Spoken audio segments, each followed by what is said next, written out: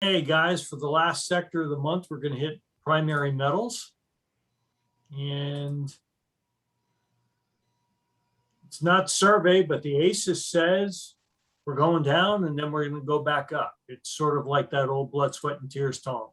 Yeah. So Very good. And I'll comment on this pretty quickly because I just got through with a conference of the AIST, Association of Iron and Steel Technology, all the steel guys talking about what's going on in their world.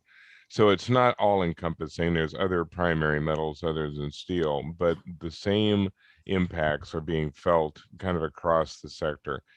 The demand side of things has been unusually high when it should be low. And this goes back to that whole notion of stockpiling and hoarding. Most of the producers are reporting kind of two issues. Number one, they're having some conversations about how much production they should do. They do not want to get stuck like they did last year with way too much inventory. So they're discussing reducing their amount of output. But at the same time, their customers are coming in and ordering more than they normally do, more than their projects can support, because they're worried about that production decision. So it's a really interesting dynamic. The consumer does not trust the steel producers, the copper producers, the aluminum producers to keep up production levels. So they're over ordering in order to protect themselves against that downturn. Meanwhile, the producers are going, well, if you're going to do that, then maybe we will keep producing. But yeah, but if you keep producing, then we won't need to buy extra. So, I mean, I'm looking at the conversations going on at this conference, and they're both staring at each other, going, please make up your mind. What's your strategy? What are you actually going to do? Because until I know what you're going to do, I don't know what to do. And if I'm still just looking at normal demand, the producers are going, well, we don't know where the infrastructure at Thiel is going to be. We don't know what's happening with auto production. We're not sure what's happening with aerospace. We're not getting any of the signals that we would use to determine our next step. And those that are buying steel are like, well, yeah, but you're not sending me any signals either. So I don't know what to do. it sounds like a self-imposed slinky effect, just like the looky-loos when you have an accident on the highway. Right, And exactly. it's I going to mean, create that slinky in traffic. absolutely. I mean, it's just everyone has a good reason for being cautious and engaging in trepidation, and they all have a good solution for it, but no one is willing to take that step. You know, the producers, everyone basically is gun shy from 2020. You know, they got hurt badly, and this kind of stuff, not quite as bad as agriculture, but like the steel guys were saying, you know, this stuff has kind of a shelf life. You know, we can't just store it indefinitely.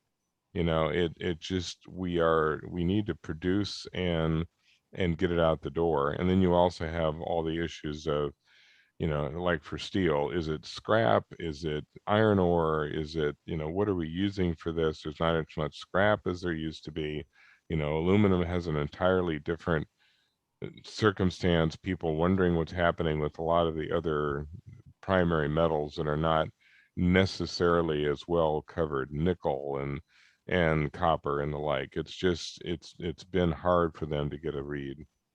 Yeah, I would just add a couple things on the scrap metal prices. So the three components of steel, as you said, are coke and coal, iron ore, and scrap metal. And I know, like in the maritime sector, a lot of ships that would normally have been scrapped, they had to hang on to them because they Mm-hmm. needed the capacity. So we just didn't see the normal flood that we would get, and even the scrapping yards had a hard time keeping employees at work during COVID. We also weren't demolishing buildings and replacing them with brand new construction as fast as we were in the past. So Right. you just don't. I mean, scrap metal prices are at all-time highs. Yeah. Scrap is a harvestable resource. You don't produce it. Right. And so we've not seen ship scrapping. We've not seen building tear downs. We're also not seeing as much metal in cars. So even as you are scrapping cars, well, you know, you can't scrap a plastic fender. And those used to be metal. So The scrap situation has gotten more and more tense. Places that could scrap, like a lot of the ship scrapping is done in China.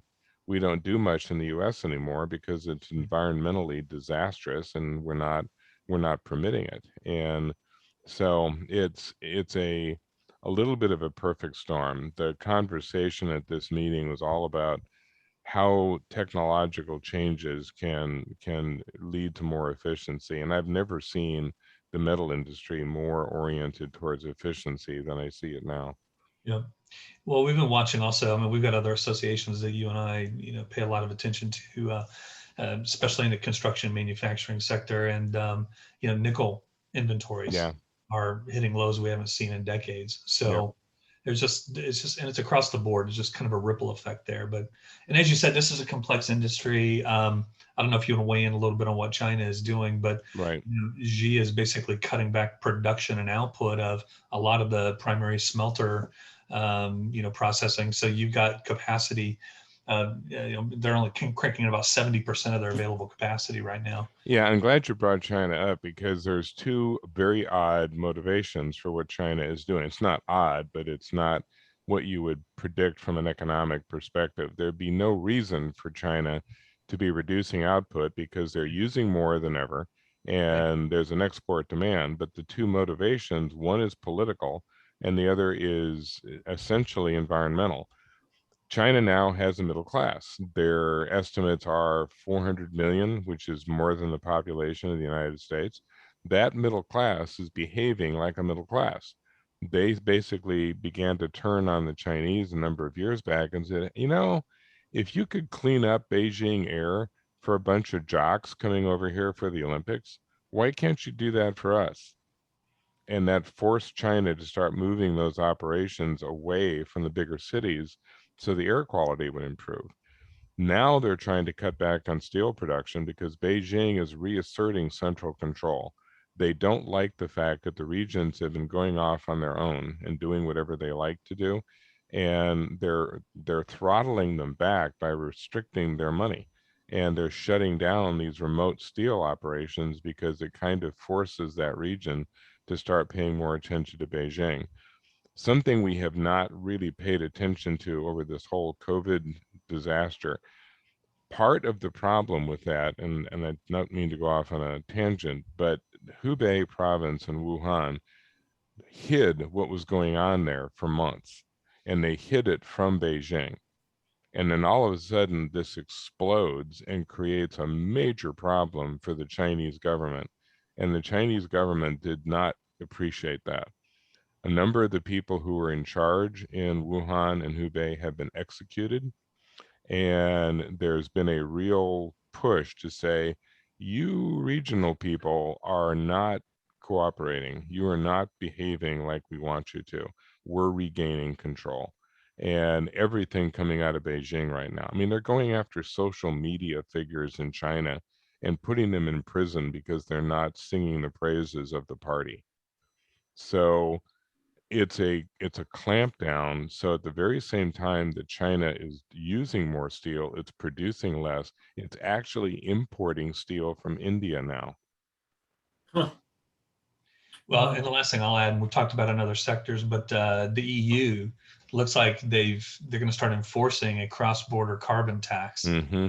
And the way they do that is they label an entire country as being, a country that emits too much pollution. And so once you get labeled, then you've got to do something pretty dramatic to try and, change your status. But China knows that if it doesn't get ahead of it, it's going to have almost all of its products, regardless of whether they're steel components or aluminum components, whatever they are, get hit with this additional tax, and it reduces the competitiveness of those products. Right. And we know that the U.S. legislation is also, or legislature is starting to consider the same exact kind of tax. Right. Yep. The U.S. is also very worried that Europe is going to label us the same way. So we're not out of the woods by any stretch. So we'll see. I mean, that's one of those things. The people in Europe are saying, well, that's a very great idea, except you realize who's going to pay that tax. It's going to be us. And if everything coming from China and the United States is taxed, I have a feeling it's going to be showing up in the grocery stores and the shopping centers of Britain and France and Italy and Germany. So we'll see how that goes. So here's our long range. And it just kind of really shows you the volatility of this Right. one. It really does.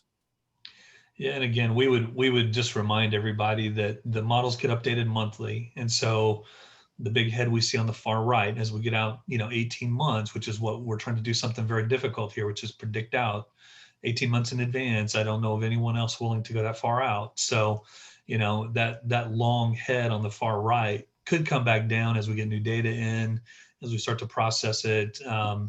But generally, though, within the next, 4 to 6 months, there's going to be, that's a pretty solid prediction on where things are headed there. Yeah, and I think it's important to note that of all the different sectors we've looked at so far, this is the only one that is showing a clear W. And so, and given the fact that these are primary metals, I mean, they're at the beginning stage of a lot of production, that's significant, but that long recovery that we see afterwards is fairly typical of a W. That when you go through 2 consecutive recessions, when you come out of the second one, you really come out of it pretty fast. We went through this in the 80s. Again, this is just one sector of just manufacturing, so this does not reflect the entire economy, but it's definitely something to keep an eye on. Okay, and year over year, you can start seeing we're trending in the ballpark, but then falling off. Yep. And like to Keith's point, I think we're going to see that level off. I mean, you've seen UBC in some of the previous years, these big declines that then flatten out and reverse. They decline, flatten out and reverse. And I think we're probably going to see that with this as well, but it may not really recover until the end of this year into next. Yeah, again, this is one of those challenging ones, and all of these sectors are challenging because the demand side of the curve is fairly stable across all of these. It's the supply side and the constraint side that we just can't predict. And again, when you go from a completely open marketplace, like let's think about China or Southeast Asia for a second, to completely closing the critical bottlenecks and choke points, or creating choke points, I mean, within just 30 days, it just becomes unpredictable. There's not a whole lot you can do with that. So, and we're still seeing those challenges with COVID all the way across Southeast Asia. So that's going to continue to be a problem, I think, as we move forward. And so again, it creates that volatility, and the reason why we've got to watch this monthly. All right. Very good.